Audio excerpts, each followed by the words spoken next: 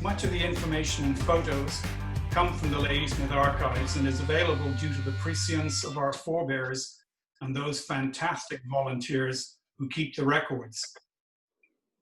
The talk will likely mean most to those familiar with Ladysmith, whether through visiting here or living here, but I hope it'll also appeal to those less familiar who may have an interest in Canadian history. So sit back, relax in the comfort of your own home, see what Ladysmith, BC is about, and take in 100 years of history. For those not familiar with Ladysmith, this slide shows the location of the town, Ladysmith, BC, and I say BC because there's a number of Ladysmiths throughout the world. We're situated on the east coast of Vancouver Island on the 49th parallel. The area covered by this walk is outlined in red on the Google Earth satellite image of the inner portion of Ladysmith Harbour. The inset map top left shows how to access the start of the walk and its route once you reach our town. Turn off the Trans-Canada Highway at the set of lights on the southern edge of town onto Transfer Beach Boulevard and continue past the ENN railway crossing to the parking lot at the ocean front, identified by a big red star.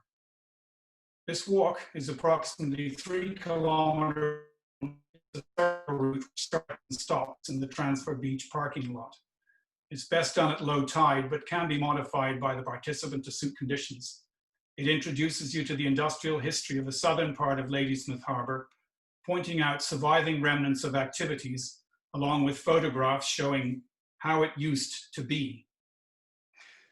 This slide provides background to the industrial operations of this part of Ladysmith Harbour. The Ladysmith area is the traditional territory of the Tsuut'ina First Nation, a people who have inhabited the area since time. The area remains unceded. Non-Indigenous settlement in the Ladysmith area started soon after the discovery of coal at Extension, a town so named due to the coal deposits being a southern extension of the Wellington coal seam, which had been mined farther north in the Nanaimo area since the 1850s. Access to tidewater was required for shipping the coal, and Dunsmuir, who owned the company for a number of reasons, chose a superb natural harbour at what was then called Oyster Harbor as a site for a complex of massive bunkers and wharves. These were constructed between 1898 to 1900. A rail link, in part using the ENN railway, which had been constructed by Dunsmuir et al. In 1886, was built to collect the mines 15 kilometers to the north. Between 1898 and 1932, an estimated 10 million tons of coal passed through these facilities, which were built at Oyster Harbor. First coal being shipped in 1900 using a ship called the Wellington. With the closure of the extension mines in 1931, the coal shipping facilities fell into disuse. The town felt the harsh effects of the Great Depression and faced an uncertain future. Luckily, a big windstorm in 1934 resulted in the blowdown of a large area of forest in the hills behind Ladysmith. This prompted a company called Comox Logging and Railway Company to purchase logging rights from the Rockefellers and extend their existing operations south from their headquarters in the Comox area. This company built a sophisticated operations depot at Ladysmith, which by 1943 was connected by rail to the logging grounds at Nanaimo Lakes, 30 kilometers to the northwest. Activity at the Ladysmith logging operations depot continued up till 1986. This walk takes you through where the coal and logging facilities were located, pointing out what was where by looking at period photographs and physical remnants. We'll also look at what little remains of an early 20th century shingle mill and the history of two other important wharves in this area of the harbour, both of which have gone. The area covered by our walk this evening is outlined against the 1902 map, which is at the top part of this slide, and the 1936 aerial photograph below. Both the map and the photograph predate the logging era in this part of the harbour. You can see a number of wharves and installations which we'll visit. Of these remain. Starting out on the right, we see the government wharf, which was used for transfer of goods by road to ship and vice versa. The transfer wharf, after which Transfer Beach is named, which is a park in Ladysmith today. This was used to transfer railway wagons with goods between Vancouver Island and the mainland. What I call the coal complex, consisting principally of two main wharves, the Long Wharf and the Tyee Wharf, and the bunkers right here. Further over to the left, we see the Shingle Mill. In our walk, we're going to start at the coal complex, arguably the most impressive of the lot in size and complexity. On this slide, you'll note an important difference in the shoreline between 1902 and 1932. Check this area out here. It's not present in the 1902 map. It's an area of land created by the dumping of slack separated from the coal in the washery in the coal bunkers here. This is a satellite image of the same area today. It's a beautiful park setting with Transfer Beach and an open air amphitheater. The Ladysmith Maritime Society Marina over here accommodates pleasure craft. Our walk with its stops is also shown. It starts, as I said, at the parking lot at Transfer Beach, which is an absolutely stunning park overlooking the water. What I'm going to do is put an overlay of the industrial facilities that existed here in the early 1900s. We're going to look at the government and transfer wharfs later. And as I said, we start in the coal complex, the heart of which consisted of a massive set of coal bunkers capable of holding 9,000 tons of coal, which also contained a coal washery. These bunkers were approximately 60 feet high and were fed from above by coal cars pulled by steam engines, which ran on a railway track atop the structure. The slack separated at the washery was dumped from the Tyee Wharf, which over time became overwhelmed by it and became unusable for shipping purposes. All this area here is slack dumped from this washery. The coal was loaded into ships and scows, principally by means of the loading wharf, or big long wharf here, which was 900 feet long. Coal cars would run on rail tracks atop the wharf and unload into chutes leading to the ships moored below the wharf, which were waiting below. Farther on land, in this area here and over here, there were sacking plants, coal chutes, and scales. What we're going to do is look at period photos and compare them to the present situation today to show what these facilities look like and give you an idea of their impressive scale.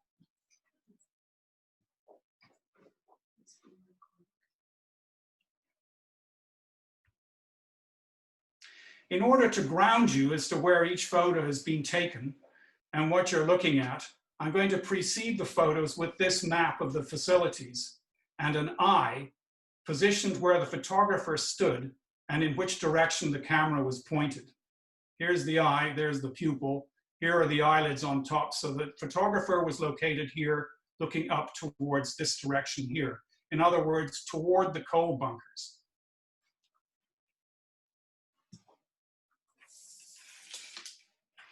The size of the bunkers is immediately apparent. Each coal car atop of them held 25 tons of coal and was approximately 35 feet long. Notice the chutes coming off the side of the bunkers, feeding into these shorter rail cars below. We can also see office and scales buildings here between the bunkers and the start of what was called the Tyee Wharf over here, and hiding in the gap between, we just catch a glimpse of the massive loading wharf. That's the one that was 900 feet long. This is an early photograph taken probably around 1902, maybe slightly earlier. And what you'll notice in this area here is there is no big washery shed on top of the bunkers. You'll find that in a later series of photographs. The next photo was taken from on top of the loading wharf, looking back towards the bunkers and Tyee wharf. Here's the photographer here looking this direction over here. It's taken in 1902 and shows a wonderful panorama of sailing ships. This is the long wharf or loading wharf. You can see the Tyee wharf in the background with a series of sailing ships all bunkering from here, and the massive coal bunkers in the background. Again, no washery building on top of the bunkers. The next photos were taken from approximately the same spot, but look a little bit more westerly in aspect. Again, the photo predates a washery on top of the bunkers. It shows what is a sacking area down here, and I'll show you a photograph later on to attest to that. Blacksmith shops and various office buildings and scales buildings. Look at the size of this. Here's a later photo, probably taken between 1910 and 1912, which shows the washery building on top of the bunkers here. It also shows an increasing number of buildings down here over the earlier photographs.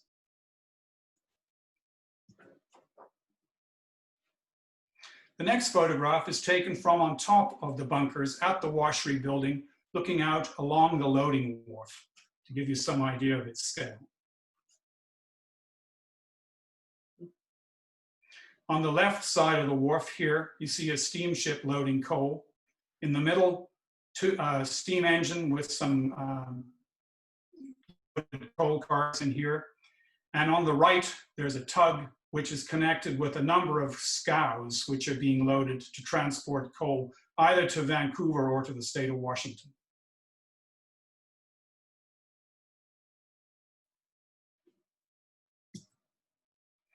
We retrace our steps back over to the north side of the bunkers to look at a number of photos of the bunkers taken from this perspective over here after the construction of the washery shed. It's a rather grainy photograph, unfortunately low resolution, but we can see the washery shed here with a steam engine with filled coal cars atop the bunkers. You can also see rail cars below which are being filled from the loading chutes. A pile of slack over here is also visible.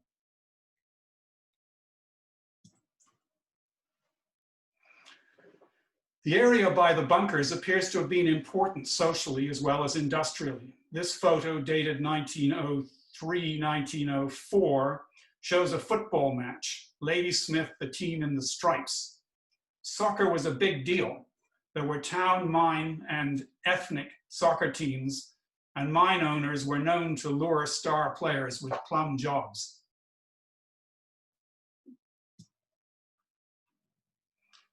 This photograph, taken in 19 under the lee of bunkers.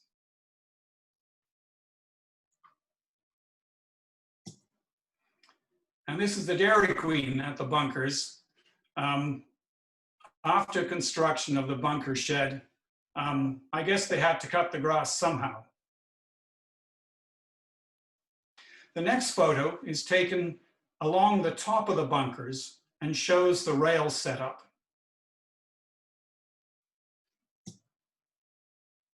A steam engine shunts filled coal cars onto the bunkers.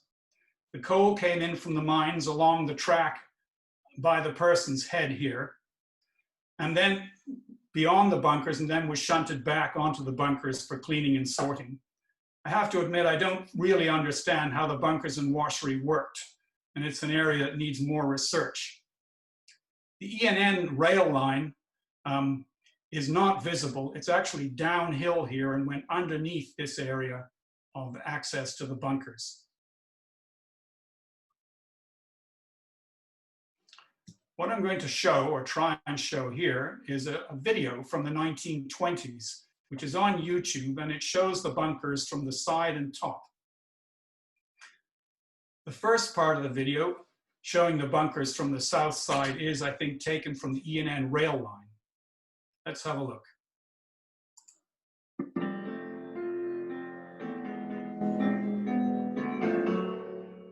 Enjoy the music, by the way.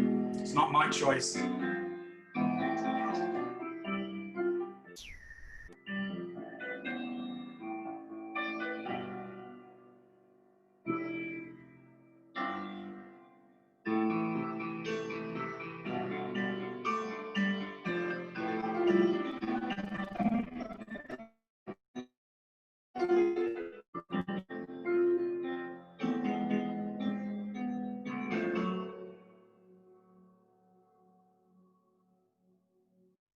The clip ends looking back along to the entrance of the bunkers towards what is now Methuen Street in Ladysmith, and what I believe were bunkhouses for Chinese workers.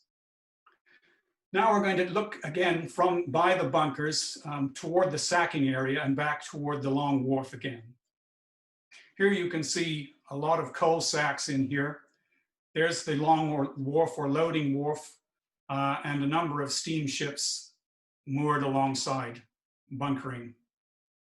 This is probably taken in the 1920s due to the style of ship.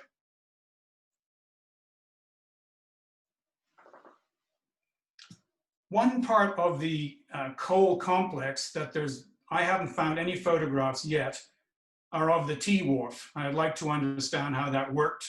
If anyone listening knows anything about it, let me know. The next series of photographs is taken from on top of the bunkers looking northwest toward the town of Ladysmith. These photos are interesting in that not only do they chronicle the development of the town, but also they show the existence of fairly significant installations, some of which don't appear on any maps that I've seen to date. Although undated, this is an early photo which can be roughly timed due to the soccer goalposts here, and the absence of a number of key buildings in the town, the construction dates of which are known. The photograph post-dates the construction of this building here, which is the Frank Hotel, 1902, but it predates the construction of the post office, which today stands at this location at the corner of Robert Street and the Trans-Canada Highway, which was then known as the Esplanade. None of the buildings identified in this photograph exist today. It also shows the two railway lines. There's the E&N railway line, which went from Nanaimo down to Victoria, and it shows the colliery line, along which the coal was shunted from Extension past the bunkers and then shunted back onto the bunkers again. The soccer game photo we saw earlier was dated as 1903, 1904. So due to the presence of the soccer pitch, I would estimate this photograph was taken about the same time. Also, the shape of the soccer pitch doesn't look much good. I'm just wondering where that cow was. They needed the grass cut. This is just to show a slightly more northerly aspect of this next photo, also taken from on top of the bunkers. The later date of this photograph is evidenced by the existence of both the Ross Hotel here and the post office. The Ross Hotel, I'm not sure of the date of construction. The post office was finished being built in 1910. Note also the presence of a large livestock chute facing the E&N railway here, and significant elevated coal chutes and an apparent sacking facility. These don't appear on any maps. Note also the Shingle Mill, which is just here, and the presence of the smelter in Ladysmith, which we're not going to visit today, and its extensive wharf system further back in the harbor. The presence of a tennis court is interesting. As you'll see in a later photograph, there were more, and tennis seems to have been of some importance on Vancouver Island in the early 20th century. This is a now and then slide showing them on as just seen in the previous slide for comparison against the current park setting.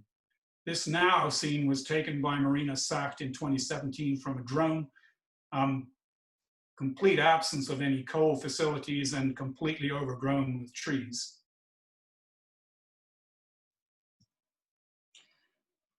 In the next slide, we're going to take a closer look at the livestock chutes and coal facilities. And as I say, the next slide is a blow up of this area in the red rectangle. On the left, we see the livestock chutes clearly visible bordering the ENN rail line. Look at these elevated coal chutes. They're not bunkers because there's no storage visible underneath them. They appear to lead to a system of chutes down here to a building which appears to be a coal sacking shed. I have to say that this setup here looks a bit precarious. Would you like to shunt a line of loaded rail cars back up that incline? How do you know when to stop? Do you have someone waving a red flag? Or and how would you like to be that person? There's a bunch of other holding lines for coal cars in the middle distance. This one at least seems to be partially elevated also. The little building to the right of the rail line, which is the line leading to the loading wharf, is interesting. I think this is the scales or weighbridge building where loaded coal wagons passed over a plate in front of the building for weighing purposes. This just shows what the setup would have looked like. Here's the rail line coming along. There's a plate here with rail lines on it.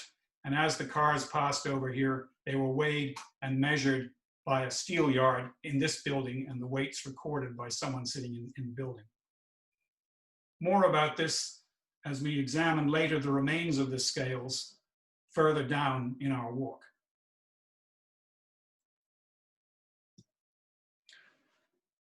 This is another view from atop the bunkers of the same general area, showing the steam-powered electrical generation which was operational in 1911. 3 tennis courts side by side where the soccer pitch used to be. We've still got the coal chutes and we still can see the livestock chutes in the background.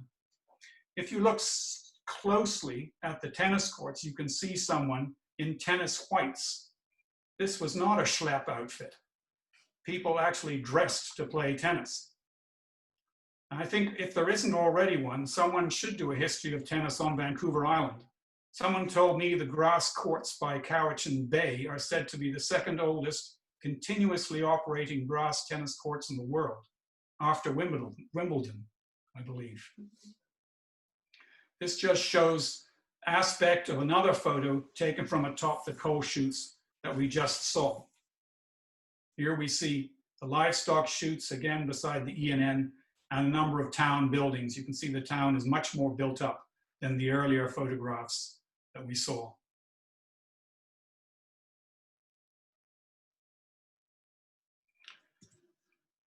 Let's take a peek into the maritime part of the coal complex, looking at some of the boats that were in and about. This next photo is taken from way out in the harbor, looking back toward the coal complex. Dated 1910, it shows traditional canoe races with the Tyee wharf and bunkers dominating the middle distance.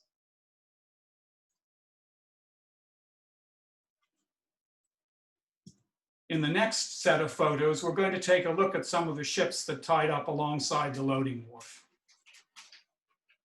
Here was the bread and butter, one of the bread and butters of the operation, a Marpole Company coal scow taking on Canadian collieries Dunsmuir Coal.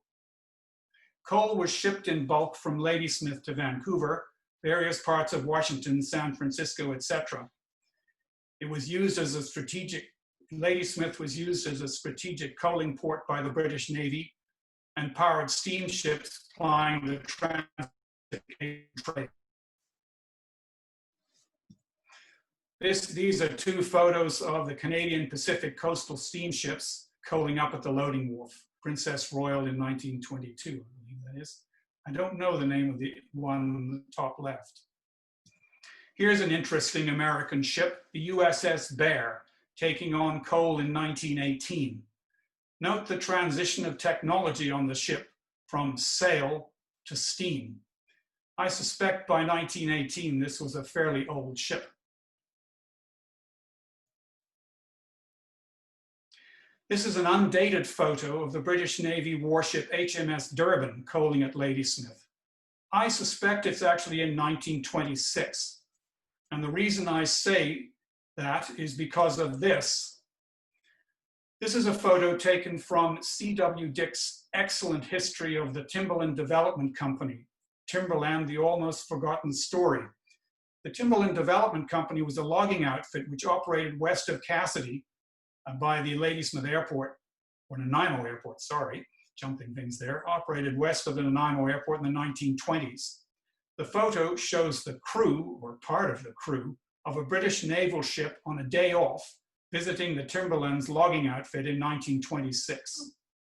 Did this crew belong to the HMS Durban? How many British Navy ships were in and out of Ladysmith on a regular basis? Don't know.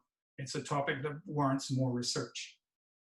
A last final photo of the coal complex, or almost final photo of the coal complex in its death throes, taken from uphill looking back down toward the loading wharf. Here you see, probably taken from the ENN rail line, it shows the loading wharf in advanced state of being dismantled. I don't have a date, but I'm confident that someone in Ladysmith will shed light on when this occurred. Okay, we're done with the coal complex, except which is in fact the only lasting remnant on site, and it's a big one.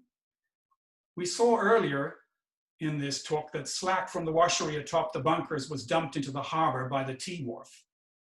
Over the 30-odd years of operation, this dumping substantially changed the shoreline from where it was in 1902 to where it is today. This area here is called Slag Point, mistakenly identified as Slag Point by some. So this is where I get to play geologist. This slide shows a geological cross-section of the Slag Point area, as evidenced by test boreholes, shown by these vertical blue lines, drilled by environmental consultants Golder Associates. The thickness of the coal slack deposit in this area, which is about 5.7 hectares, is an average of 10 meters thick. It overlies the original harbor sediments and is locally overlain by general industrial trash bulldozed across the area. This trash, shown in pink, consisting of a lot of wood waste and logging industry debris. A back of the envelope calculation indicates between 700,000 and 1 million tons of coal slack are in the area. The problem presented by the slack is that it's unstable, especially so if shaken by an earthquake. It's prone to solifluction and could sloop into the harbor. The photos at the base of the slide show the stratigraphy of this industrial deposit. Here is coal slack at the surface. Here's surficial fill, bulldozed in overlying coal slack. This here, with my daughter's dog, Martha, for scale, shows wood waste and general industrial debris, and underneath the dog is the coal slack. And this photo, located right at the toe of the deposit by the waterline, shows the topography of the coal slack. Despite protective measures, active erosion is ongoing on the southern edge of the point where it faces the open waves of Stewart Channel.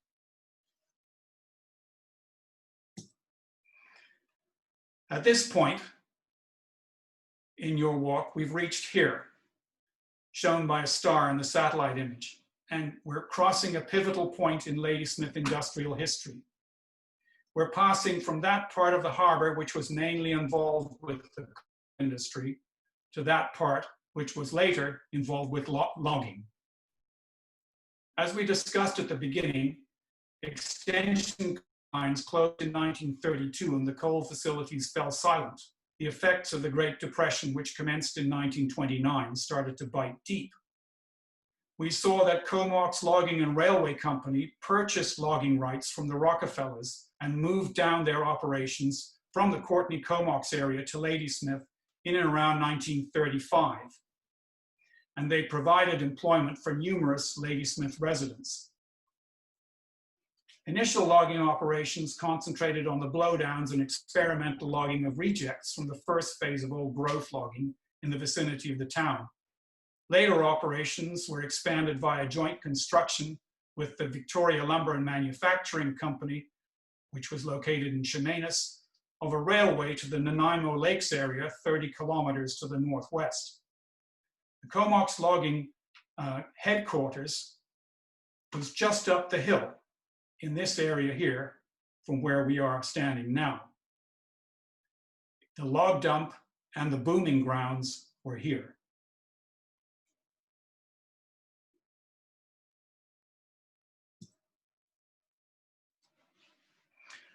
We now move to show the location, our location on the red dot in the inset map of our walk, and I'll show that in the following slides.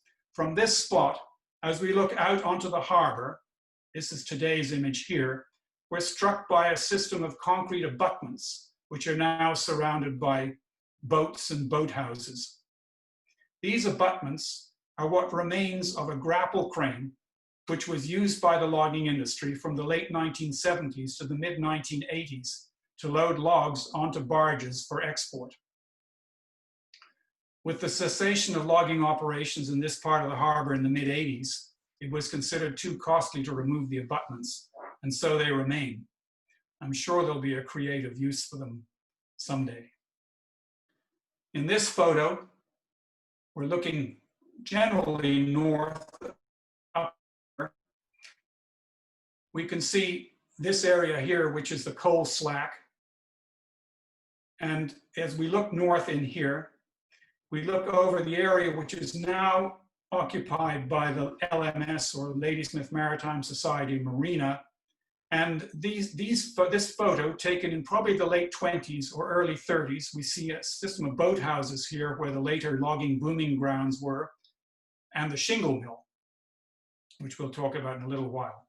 In the middle background in here was the Ladysmith Smelter. In this photo, we can see that the wharf is beginning to deteriorate because the smelter was only in operation for a short period of time. And it wouldn't have been operational in the late 20s or early 30s. What were they smelting? They were smelting copper ore from Mount Sicker, which is just north of Duncan. This is a photograph looking down on top of the boathouses in the area I just showed to you. These boathouses predated the logging activity. These are then and now photographs looking northwest over this part of the harbor, taken at a later date than before. The then panorama shows the early development of the logging infrastructure and probably dates from either the late 30s or early 40s. In the extreme left, we can see what I'll call the original log dump, and I'll explain that in the next slide, and the beginnings of an extensive booming grounds here.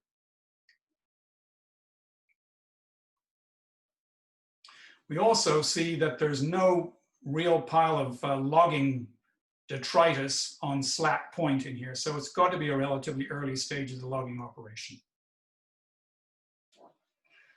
We're moving along shore to the location of the log dump.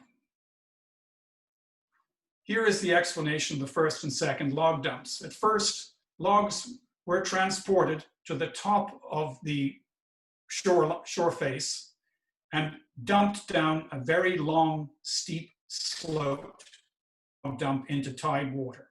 This caused problems, logs getting stuck in the mud and possibly breaking due to their velocity gained by tripping down this steep, long incline. I'm sure some of the older folks in Ladysmith can tell me exactly what the story was. Anyway, later on, the setup was changed by construction of a rail link to a lower log dump in the same location. This is shown in the bottom photo. Another view of this lower log dump. Look at the size of those logs. Pay close attention to the steam engine here and to this arm set up over here, which was the log unloader, which pushed the logs off the flat cars. These two machines will become our friends in the succeeding slides. This is what remains of the log dump today. Once you know what you're looking for, you can make out the general form of the framework with the concrete foundation and the massive timbers over which the logs were draped to form a canopy so the logs could be rolled into the water.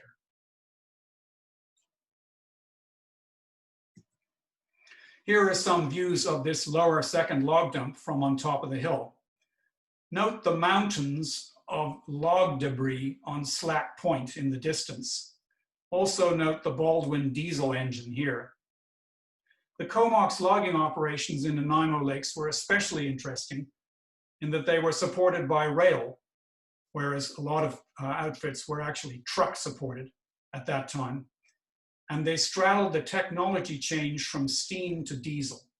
Farther up the shoreline, we've walked from here up to here, north of the present-day Marina Causeway. These must date from the 1940s, as they're intimately associated with construction of the rail track to the log dump. That rail track runs just on top of the hill here. And this whole bank area was built out to accommodate the rail track. I know nothing about what these wharves were used for, and maybe someone can tell me at a later date. In this area also, there is copious amounts of discarded cable from logging days. Going a little bit further north, we see a picture taken in 1908 of the Coburn Shingle Mill with the smelter and its stacks in the background. This is the tall, big smelter building a series of stacks on the smelting ovens themselves. This is the Shingle Mill. It was founded by John Coburn, the first mayor of Ladysmith, Ladysmith mayor 1904-1905. He set this mill up in 1903. I don't know how long it operated. Maybe someone will be able to tell me. This is another view of the Shingle Mill, taken from out in the harbor back toward Ladysmith.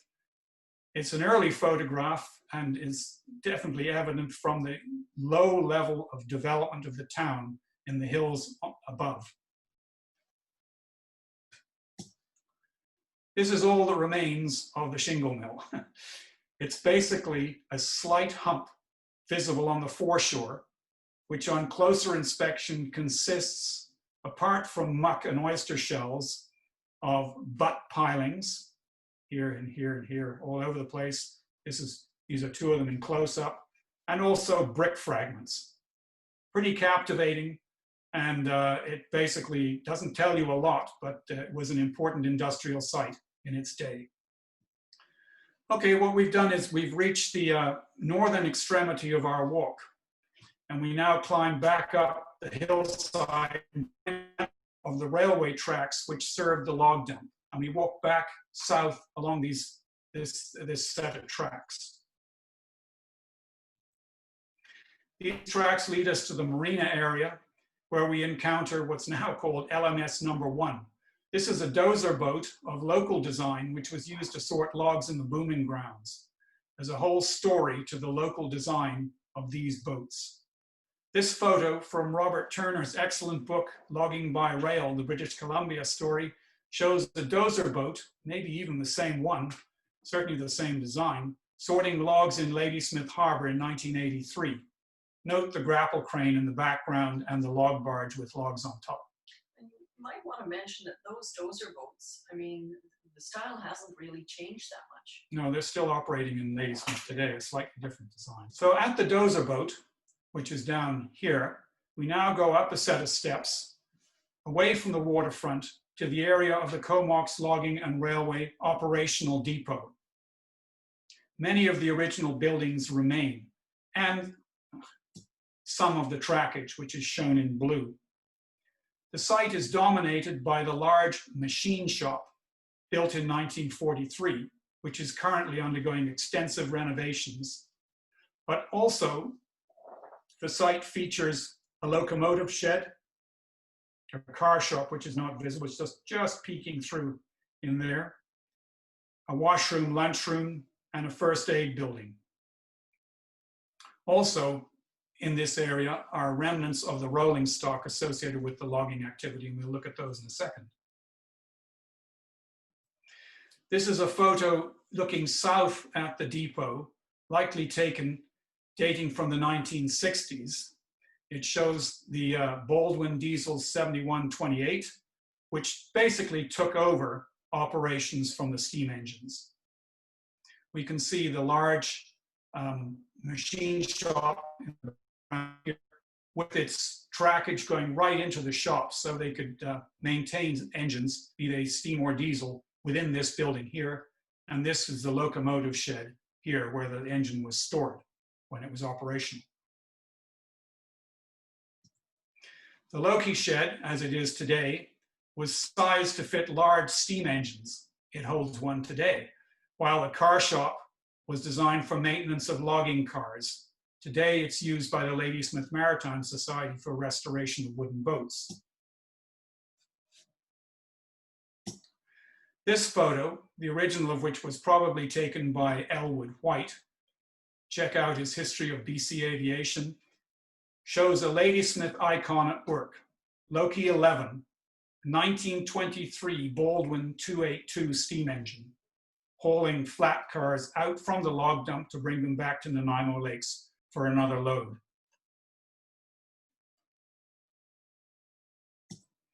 Here's Loki 11 and its partner, the Hms Durban, or the log unloader, working at the log dump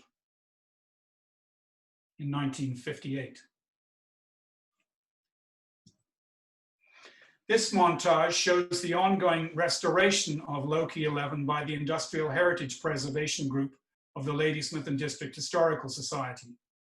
The photos are taken inside the locomotive shed. The aim is to have the locomotive restored to a museum exhibit quality, which is not running quality, by its 100th birthday in 2023, COVID notwithstanding. As you can see, a significant amount of work has been done on the locomotive to date. This is a montage showing another Ladysmith icon, the Hms Durban, which is a locally designed and built log unloader built in the 1940s on the chassis of a turn of the century, that's 19th to 20th century, Shea steam locomotive. This machine is also being restored by the Historical Society. Here it is. As it is today, timbers replaced, repainted, engine worked on. The engine works. We haven't dared move the arm. Probably won't do that.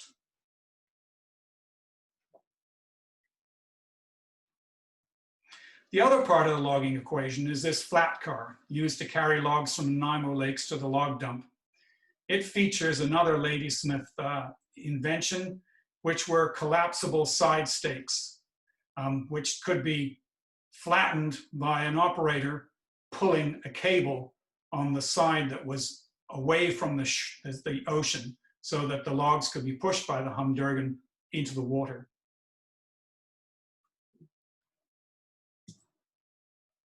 Other artifacts which have been or are currently being worked on at the site include a tube tumbler, 2017 condition, current condition here. And what this machine was they took the boiler tubes out of the steam engines and put them in here. The whole thing was powered by a little engine which turned the whole contraption, and basically all the scale which built up on the in the tubes was knocked off the tubes, and then they were reinstalled in the steam engine. Also being restored is an early 20th century boxcar. 2018 before restoration, and its current status where all the timbers have been replaced, the roof has been fixed, all the metalwork's been scraped and rust-proofed, and the whole thing awaits final painting. Two additional buildings in the complex are the washroom, lunchroom here, and the compact first aid building. The Historical Society uses the first aid building as a mess hall. The large custom designed machine shop was here, photographed in 2019 before the start of current renovation activity. As mentioned before, this building was the maintenance facility for locomotives, trucks, and other big equipment. The wall bracing allowed hoisting of heavy machinery on an overhead crane. Large double doors with trackage at the north end permitted entry for steam and diesel locomotives, and double doors at the south end without tracks permitted entry for logging trucks. This is a photo of the interior of the machine shop. The western 2/3 of the building was essentially a huge shed. As I mentioned, it accommodated locomotives and trucks in the north, locomotives on the north end and trucks on the south end, and had a complete set of heavy equipment to allow full restoration of working locomotives. The eastern half of the building behind this wall here was offices and storerooms. The whole building was custom designed and built by Comox Logging in 1943. We leave the logging depot, which is located here, and walk south approximately 500 meters to stop 12 on our walk, where Oyster Bay Drive meets Transfer Beach Boulevard. Shown in the photos here is the working mechanism of the coal scales that we saw in some of the old photographs of the coal facilities. For the uninitiated, the remains of this coal scales is hard to figure out, and that's because a lot of it's missing. The ironmongery that we see today is the bottom works of a weighbridge, which was located in a pit in the ground over which there was a steel plate and the rail lines ran. The loaded rail cars would pass by over the rails, over this contraption, and the cars were weighed as they did so. The weight of the cars was carried through a system of levers, which would translate to a steel yard via this lever here, and there would have been a steel yard located in a building beside the track. This is an early weighbridge. The two patents are 1857 and 1871. The company that built the weighbridge, Fairbanks, is still in existence, but is unfortunately unresponsive. However, I was lucky enough to get an insight into how the weighbridge worked from the International Society of Antique Scale Collectors. Beside the scales, we meet the impressive Tyee steam donkey. Built by Tyee Machinery Company for a logging outfit, American logging outfit, which was operating in the area of Squamish, called Maryland Ring Company Limited. It was built in 1923. It was a yarding and loading unit, and I'll show you pictures of how it worked, and first operated north of Powell River on the BC coast. Later, it transferred to Squamish and was then sold to a company operating in the Queen Charlottes. The Comox Logging and Railway Company bought it in 1945 for its Ladysmith division. It was originally a wood burner, but was later converted to burn fuel oil. It was retired in 1960. There's a large block on the front of it, which I don't show here, which was part of the drawworks, a system of cables and spars and pulleys, which allowed the logs to be moved from where they fell to a loading area. Incidentally, the Tyee Machinery Company, which built this machine, was located on Granville Island and went into voluntary liquidation in 1978.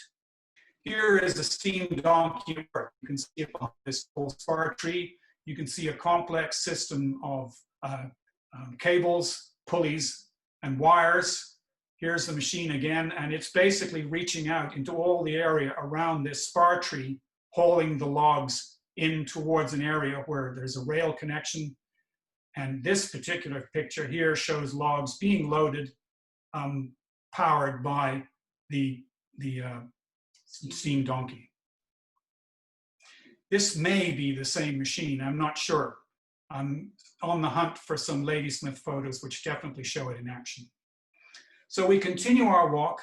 We were here at the steam donkey and walked further south, another 500 meters, back along Transport Beach Boulevard to where it turns left to Transport Beach Park. This is where our final sites are located. Going down to the picnic grounds at Transport Beach Park, you'll find a whaling harpoon. This harpoon has very little to do with Ladysmith, because Ladysmith was not a whaling port, although there was some limited whaling along the east coast of Vancouver Island, but very limited. However, this harpoon gun is useful to us as it points to where the transfer wharf used to be. All that remains of the transfer wharf today is this slightly elevated mound of rubble and a whole series of butts of pilings. I'll show you what that transfer wharf looked like. So here we are, we've seen this familiar map of the coal facilities. We're south of the coal facilities now, and we're standing on the shoreline, and we're going to look at this transfer wharf.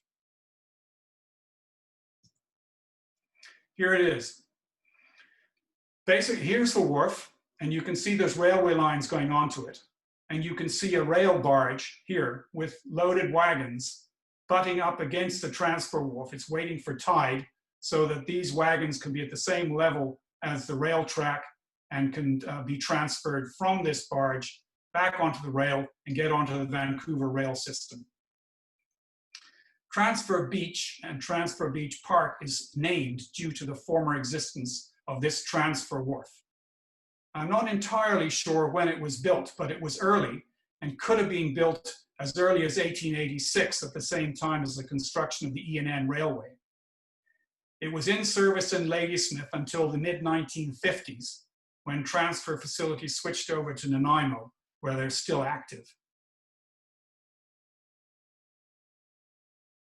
We're going to take another look back across the transfer wharf and look toward the loading wharf now. This is a photograph taken in the early 1900s. Here we are, here's the transfer wharf. You can see the tide is risen in this photograph, and the rail cars are probably able to go across onto the track here. In the background here, you can see the coal loading wharf. Actually, I said it was probably early 1900s. I don't think it is, because there's no action at the loading wharf. So this is possibly in the mid-30s, after the demise of coal and the cessation of coal shipping activities. This is a later photograph, roughly the same area, showing the transfer wharf again. But notice the coal loading wharf, half of it's missing. It's being cut down to the butts. I'm not sure exactly when the coal wharf was demolished, but it took quite a period of time for them to disappear. And I'm sure some Ladysmith locals will be able to date this photograph better than I can. What we're going to do now is come over here and look south along the shoreline across the transfer wharf toward the government wharf, which was also known as the dynamite wharf, because it was the wharf by which dynamite was shipped into Vancouver Island for use in the mines. Here we are looking at the transfer wharf, and in the background, the government wharf. Remember, the transfer wharf was for rail transfer. The government wharf here was by road transfer of goods from boats.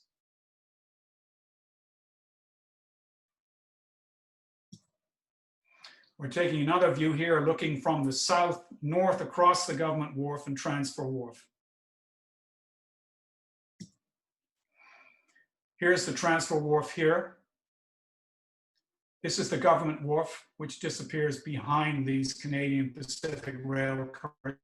And in the background, we can see the loading wharf, bunkers with the washery building on top, Tyee wharf in the far background. But notice the sailing ship. This indicates this is a fairly early photograph, probably early 1900s.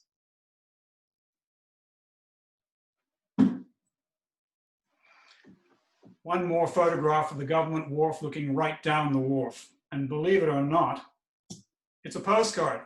I'm not sure who would really want to buy a postcard of a wharf looking like that, but maybe it's their cousin driving the wagon. I don't know. This is a view taken relatively recently, possibly early to mid 1990s, south from Transfer Beach, over across Transfer Beach. The Transfer Wharf has disappeared, but we can still see the government wharf. I believe the government wharf was demolished in the late 1990s.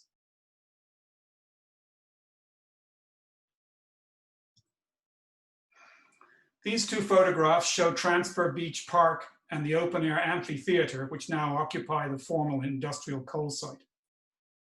Both these parks are a testament to the Ladysmith community, as they were built with considerable volunteer sweat equity and financial contribution. Transfer Beach Park dates from the mid-1960s, and its completion was celebrated with a big centennial do on July the 1st, 1967. It being built during when Kay Gruel was mayor of Ladysmith. Interestingly enough, all the heavy ground moving and sculpting was done free of charge by Malaspina, which is now part of the Vancouver Island University, as a practice session for their heavy equipment operators classes.